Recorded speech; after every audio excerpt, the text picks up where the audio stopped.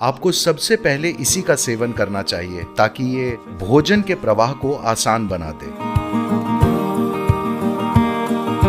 आज पेट का कैंसर, आंत का कैंसर बहुत ज्यादा हो रहा है। ये घटना बहुत कम होगी। ये सिस्टम के भीतर आभा को बढ़ाता है।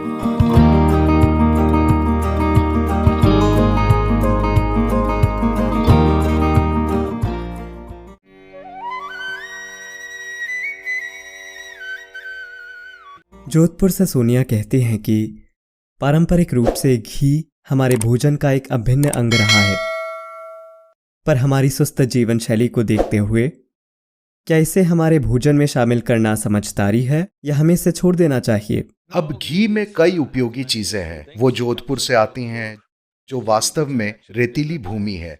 ऐसी जगह में घी बहुत बहुत महत्वपूर्ण है, क्योंकि अगर घी में ये क्षमता है, आमतौर पर हमें इसे समझना चाहिए। आज हम इसे कई सारी चीजों के साथ मिला रहे हैं, घी और चीनी, घी और कार्बोहाइड्रेट और सब कुछ।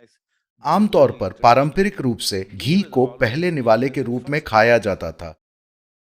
विचार ये है कि वे जोधपुर से आती हैं और अगर वे दाल बाटी खाती हैं, Well, it's soaked in ghee. घी में डूबी हुई इस दाल बाटी को आप घी के अलावा और किसी तरीके से नहीं खा सकते। इसे घी में सराबोर करना होता है, क्योंकि अनाज का रूखापन ही इतना है कि घी के बिना उस चीज का शरीर से गुजरना बहुत मुश्किल है। और घी के साथ पहला निवाला खाने का विचार यह है कि घी एक चिकनाई वाला पदार्थ है जो पूरी आहार नली को चिकनाई देता है। आपको सबसे पहले इसे ही खाना चाहिए ताकि ये भोजन के प्रवाह को आसान बना दे। और भारत में एक कारण ये भी है कि कई तरीकों से मिर्च भारत का मिजाज है, ठीक है? तो खास तौर से राजस्थान में मिर्च क्योंकि अगर एक ऊंट भी खाता है तो ये स्वादिष्ट होना चाहिए। तो वहां सच में मिर्च पर बहुत जोर दिया जाता है। जब आप बहुत मसालेदार भोजन खाते हैं तो उसे खाने से पहले आपके भोजन मार्ग पर घी की परत चढ़ाना बहुत अच्छा है। आंध्र प्रदेश में, राजस्थान में, दूसरी कई जगहों पर जहां कहीं भी बहुत गर्म मसालेदार भोजन होता है, वहां घी खाना भारतीय परंपरा का एक हिस्सा रहा है। उसे अलग रख दें तो घी का महत्व यह है कि यह आहार नली को साफ रखता है।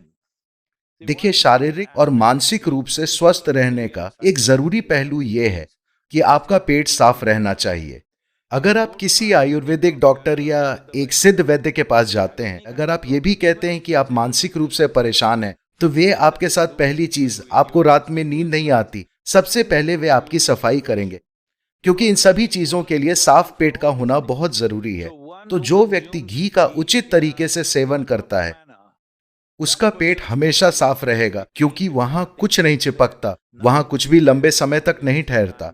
Today, colon cancer, intestinal cancer are becoming so big. आज पेट का कैंसर, आंत का कैंसर बहुत ज्यादा हो रहा है। ऐसा नहीं है कि आप इसे पूरी तरह रोक सकते हैं, पर अगर एक निश्चित मात्रा में घी का सेवन किया जाए तो ये घटना बहुत कम होगी। And the ghee must be of the right quality. I don't know what. और घी सही गुणवत्ता का ही होना चाहिए। मुझे नहीं पता आज लोग कौन सा व्यावसायिक घी खा रहे हैं, पर अगर इसे उचित तरीके से गाय या भैंस के दूध से बनाया जाए तो इसके कई महत्वपूर्ण फायदे हैं। एक खास फायदा है कि आप कह रहे हैं कि ये एक आयुर्वेदिक सम्मेलन है। मेरे ख्याल से मैं ऐसा कहने की स्वतंत्रता ले सकता हूँ। ये सिस्टम के भीतर आभा को बढ़ाता है। कोशिकीय आभा ऊंची उठेगी And you will have और आपका सिस्टम ज्यादा जीवंत हो उठेगा, जो कि लोगों के साथ आपके व्यवहार में प्रकट होगा। ये सिर्फ घी खाने की वजह से नहीं है। अगर आप घी और कार्बोहाइड्रेट, घी और चीनी एक साथ खाते हैं तो ये फैट के रूप में जम जाता है। पर अगर आप सिर्फ घी खाते हैं या भोजन के पहले निवाले के साथ थोड़ा घी खाते हैं तो ये चिकनाई के रूप में ज्यादा काम करता है। जब घी अकेला शरीर में जाता है तो उसे पचाने की शरीर की क्षमता बहुत कम हो जाती है, पर जब ये किसी चीज के साथ मिलकर शरीर में जाता है तो ये फैट इकट्ठा करता है।